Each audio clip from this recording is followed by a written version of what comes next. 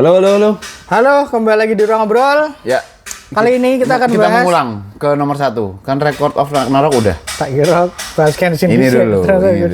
Ya, Record of Ragnarok, The Legend of Lubu. Ya, Ono Takeo yang judul bikin. aslinya kayaknya Panjang, Mas. panjang sih. Panjang terus. Sumatsu no Valkyrie Ibun Ryo Fu Housen Hisouden. Ya, begitulah. Ya. Nah, jadi sebenarnya apa istilahnya ini Record of Ragnarok ini spin-off-nya ada beberapa. Selain Ciruran ya, Ciruran Oh, yang, iya. yang memang Penulisnya sama. tapi spin-off directnya itu ada setahuku per konten yang dibuat itu ada 3. Oke. Yang pertama ini Lubu, ini tamat 7 volume nanti. Oke. Yang kedua itu Jack the Ripper. Jack the Ripper. Yang ketiga itu Dewa Pertarungan Dewa. Pertarungan Dewa untuk memperebutkan 1 kursi terakhir. Oke. Kan masih kurang 1 toh? Oke. Dewa itu. Betul. Masih kurang 1. Nah, yang terbit di Indonesia baru 2, Record of Ragnarok sama Legend of Lubu. Oh, iya. Kalau ini penjualannya bagus, tidak menutup kemungkinan kita akan dapat spin-off yang lain. Sorry Riz, tak potong bahwa kalau ada yang bilang ini produk milking sah saja, tapi source materialnya memang bisa dibegitukan. Jadi karena source materialnya Record of Ragnarok original tankobonnya itu ongoingnya itu memang isinya hanya pertarungan saja. Sehingga kalau ada yang ngerasa kok ceritanya aku suka tapi nggak ada ya gitu, nah itu bisa dibikinkan sebenarnya. Nah pertanyaannya gitu. kan kemudian ceritanya ini kenapa Lubu? Untuk menjawab itu kita harus deep ke sini dulu sebentar. Ceritanya memang apa istilahnya?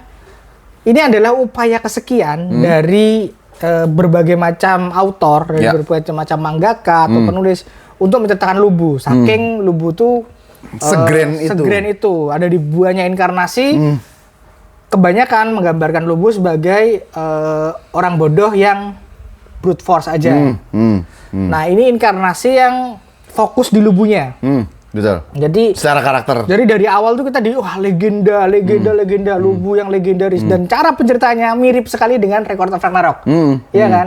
Kayak datang ting. Ada ininya, ada sidekicknya. Kalau Record of Ragnarok kan ada apanya itu? Senjata yang mewujud jadi senjata. Nah, di sini juga ada gitu. Dan dia beneran penuh adegan-adegan keren sih kayak dahsyat lah. Dahsyat. Cerita ini nanti akan berfokus pada 7 legenda Lubu. Nah, aku juga belum tahu, ini menarik. Karena apa aja di sini dia udah mau mendapatkan dua legenda di volume 1 ini. Dan karakter-karakter yang muncul di Record of Ragnarok kayak Liu Bei dan lain sebagainya muncul juga di sini. Iya, karena itu satu kejadian cerita ya. Buat teman-teman yang main Dynasty Warriors dari zaman PS1, PS2 lah. Gitu pastinya sih harusnya sih senang ya. Bener. Sama hal-hal kayak gini gitu. Dan ini kan 7 legenda Lubu ya. Berarti ada kemungkinan juga 11 labernya Herakles atau Hercules Mungkin gitu. Herakles apa Hercules sih kalau di Record of Ragnarok? Herakles kayaknya pakai itu. Kayak Herakles. Mungkin. Jadi memang peluang untuk spin off di Record of Ragnarok itu memang gede sekali. Lubu ini kenapa menurutku ya? Karena emang dia kan petarung pertama kalahnya sangat cepat. Ya, Poseidon? Bukan, Thor. Oh, Thor. Okay. Karena untuk membuktikan sedikdaya apa dewa itu. Kan 2 kalah kan? Habis itu Adam untuk membuktikan Zeus. Adam lawan Zeus. Adam itu untuk membuktikan bahwa manusia itu tidak semudah itu kalah. Lalu kemudian baru si Sasaki Kojiro ya? Kojiro kalau nggak salah. Itu yang baru menang. Lubu ini kalah terlalu cepat, terlalu mudah. Untuk tokoh selegenda itu wajar kalau dirasa kurang.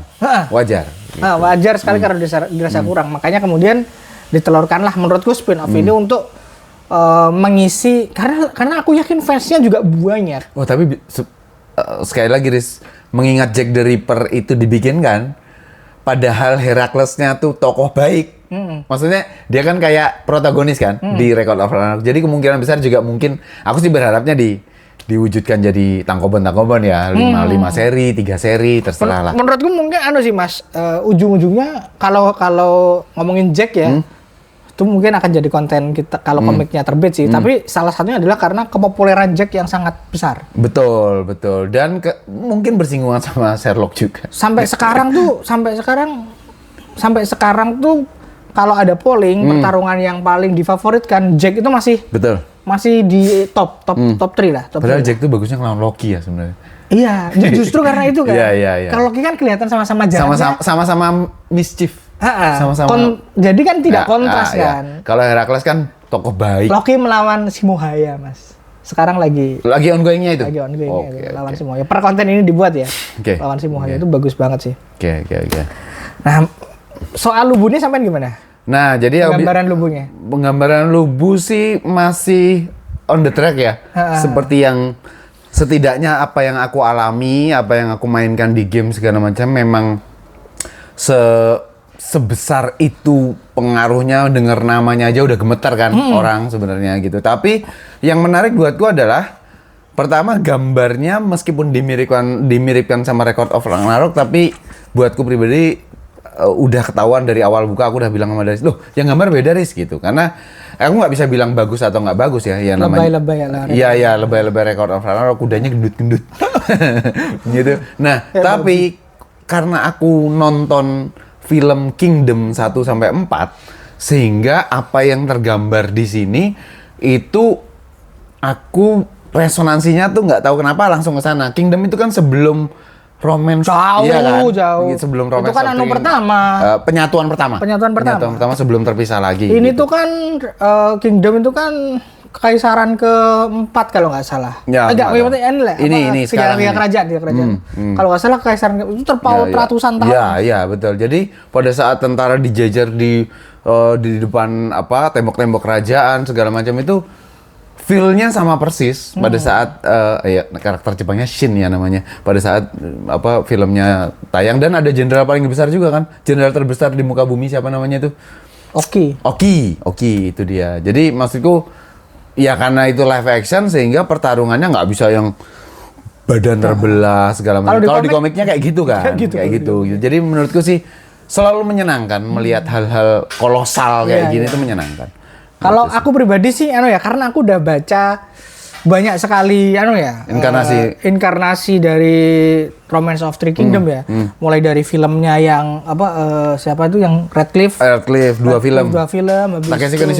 Takeshi Kaneshiro yang jadi Zhuge-Liang kan. Nah, habis itu komik-komik Three Kingdom mulai dari yang shoujo sampai shonen, sampai seinen, ada Legenda Naga, ada Romance of Three Kingdom, ada ceweknya, terus kemudian yang paling bagus itu adalah Revenge of Time buatku ya. Dan aku pernah nonton serialnya juga. Jadi aku biasa. Karena lubu di sini ya lubu yang ku tahu. Ya, betul. Lubu yang ku tahu. Jadi kalau kalian terutama Dynasty Warrior kalau kalian udah banyak mengkonsumsi lubu Romance of Three Kingdom, penggambaran lubu di sini tidak terasa spesial. Ya udah gitu aja. Udah keren-keren aja. Cuman kalau kalian jarang sekali mengkonsumsi Romance of Three Kingdom, baca komik ini akan menyenangkan sekali. Ya. Kedahsyatannya jadi kerasa. Apalagi aku udah baca itu itu menurutku penggambaran lubu terbaik sih. Tadi aku bilang Revenge of Time. Sayangnya komiknya di Indonesia nggak tamat. Di sini ada? Ada lah. 20 volume di sini. Nggak tamat di Indonesia. Tapi di Cina itu komik Cina, Mas. Belum tamat. Nah, itu penggambaran lubunya luar biasa. Kalau ini penggambaran lubu yang tidak mengkhianati penggemar lubu. Aman ini. Aman. Cuman jadinya karakter lainnya kubu 3 kerajaan tuh mungkin ada yang dialternatifkan mungkin. Iya, dibiasakan. Ya. Kayak yang menarik ya, kalau kita ngomongin 3 kerajaan ya, aku agak selalu semangat kalau ngomongin 3 kerajaan. Yang menarik, Liu Bei dan kawan-kawan itu digambarkan cukup biasa. Sebagaimana yang kita tahu di Record of Ragnarok. Mereka kan jadi spektator kan. Betul. Tapi di sini Sun Jian-nya keren. Oh, yang terakhir ya? Oh ya. Sun Jian tuh jarang tersentuh. Sun Ce. Sun Ce atau Sun Jian? Sun Jian kayaknya. Yang terakhir kok. Oh iya, Sun Jian. Iya kan? Ini bapaknya Sun Ce. Ini emang jarang tersentuh karakternya. Emang keturunannya Sun Tzu? Iya, keturunannya Sun Tzu. Karakternya jarang tersentuh karena dia dianggap sebagai loyalis kan. Dan mati cepat. Kalau di sejarah ya. Wah, Sun Jian-nya digambarkan keren dan kekerenan, kekuatan di sini identik dengan tato. Iya, betul sekali. Sun Jian-nya ini kan lubu tatoan ya. Karena naga kan, sang naga kan, naga. Nah ini Sun Jian mana tadi? Nah ini. Nah itu. Nah makanya, keren sih, keren. Jadi ini merupakan karakter Sun Jian sebagai karakter yang termodifikasi secara penyampaian. Enggak juga. Lebih tepatnya penggambarannya lebih dibandingkannya dari aku expect nanti akan showdown-nya mungkin sama Guan Yu dan Zhang Fei ya. Tapi di sini kan terlihat sangat biasa kan. Ya. Enggak, memang di cerita gitu, di sejarah gitu. Tapi ternyata malah showdown pertamanya lawan Sun Jian. Wah, mantep nih. Ya. Aku nggak nyangka kalau akan semegah ini showdown-nya. Karena Guan Yu-nya pakai topeng. Ya makanya. Bukan topeng Mas Anu.